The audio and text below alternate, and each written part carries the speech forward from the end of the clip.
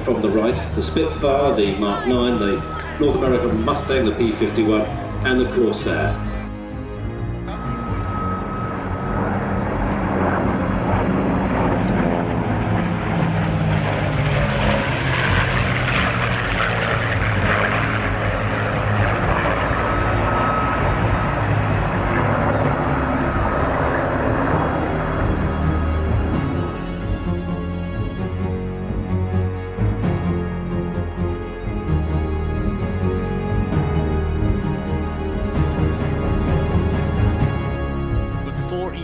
Has left the ground or a propeller turned, there's an awful amount of work to be done. An intercooler, because it's really hot at that point.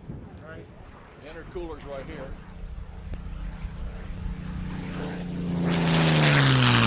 During the quiet winter season, perhaps the most famous Spitfire of all, MH434, receives its scheduled major maintenance. So if they're coming up to the hours where the propeller is going to be needing a major overhaul, or an engine, as we've just done with the Spitfire, you schedule that so you have enough hands on deck, enough workforce in the hangar to get that job done. The inspection takes between 2 and 3 weeks, and then you've then got all the rectification, all the scheduled inspection where parts have to come off. This time the engine has been built by Maurice Hammond.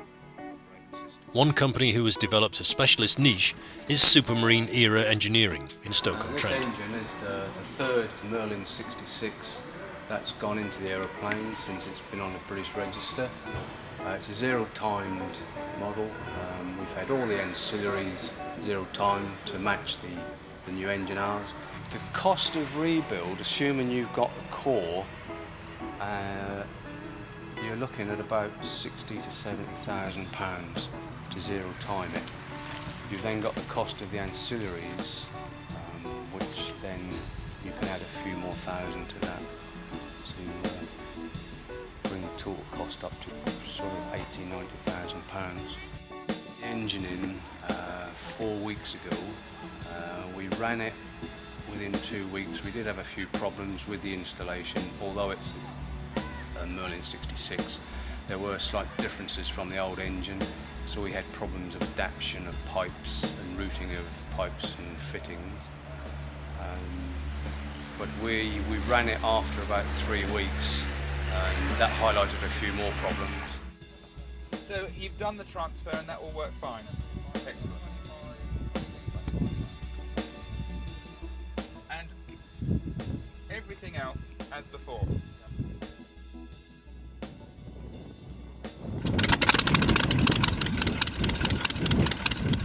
We have to tell them all the little ins and outs of it.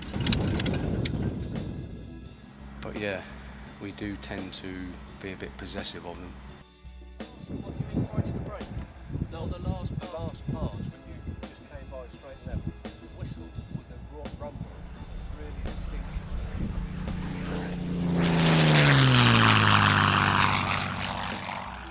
A degree of nerve and brass neck is required because this is an expensive business. It is quite hard to make these aeroplanes keep themselves. Overseas, it needs to make sure it's got valid insurances for going overseas. It needs to make sure its scope of operation is allowed in that particular country, that's covered in the insurance.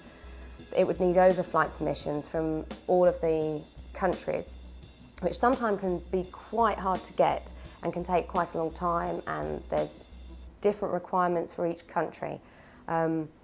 So that's one of the major things you'd have to make sure, because your aircraft can be grounded if you end up, say, in France and you haven't got permission to be in France from the French DGAC, which is their equivalent of our Civil Aviation Authority.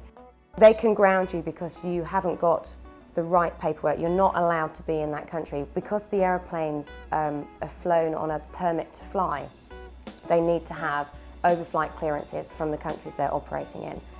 Obviously not for the UK because they're on the UK register.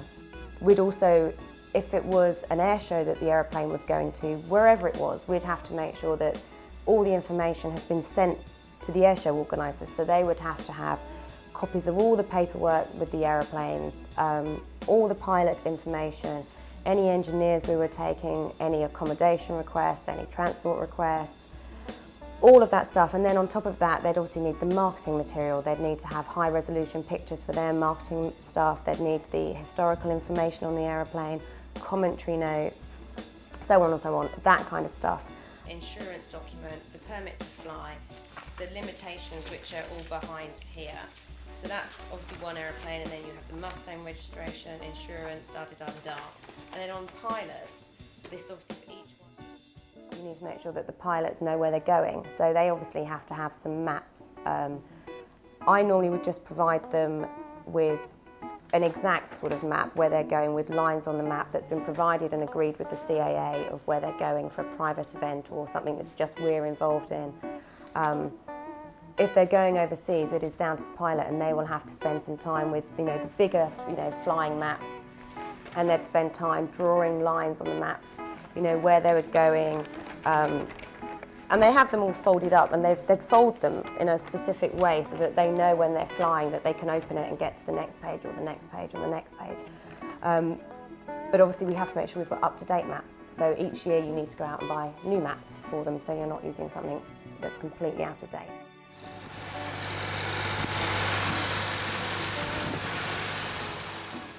You want to be in the right position before you even start pulling up, and on plane. And by plane I mean we need to be level, always have the wings level. You can't be out of plane with Ray's wings. So whatever Ray's doing, we have to be parallel, his wings to our wings. Well, we write to the air attaché at the American Embassy in London, and we send him pictures of the aeroplane, and we explain who we are, what we do, and ask for their written formal agreement that the aeroplane can wear those military markings. Not only the aircraft, but also the pilots need to be in tip-top condition and totally at one with their position in the formation and the sequences they are to follow. Yes, you're doing it very gradually. You're going up to plus 8. If you get 26, you're going up to plus. My control inputs are going to be a lot more to maintain station, because obviously the airplanes are slowing down now, but we're still carrying a lot of power. So this is where the torque comes in. The briefings are thorough and detailed and personal, so much so that our cameras were not allowed inside the briefing room. Every pilot on the team is very experienced in all manner of aircraft, from huge 747s to acrobatic pitch specials. But they also must be fully competent in flying a 60-year-old warbird in an exacting routine, in tight formation, watched closely by the public and under the eagle eye of the ex-squadron leader of the Red Arrows.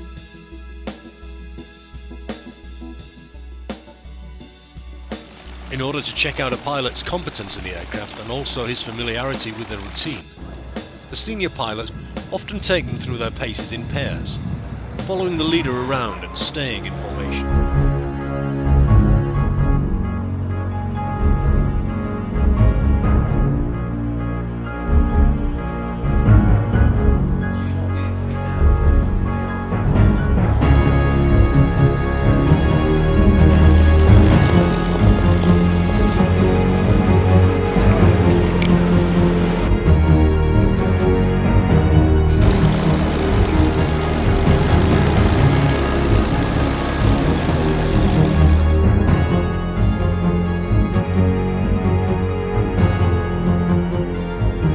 Here they come in from the right, the Spitfire, the Mark 9, the North American Mustang, the P-51.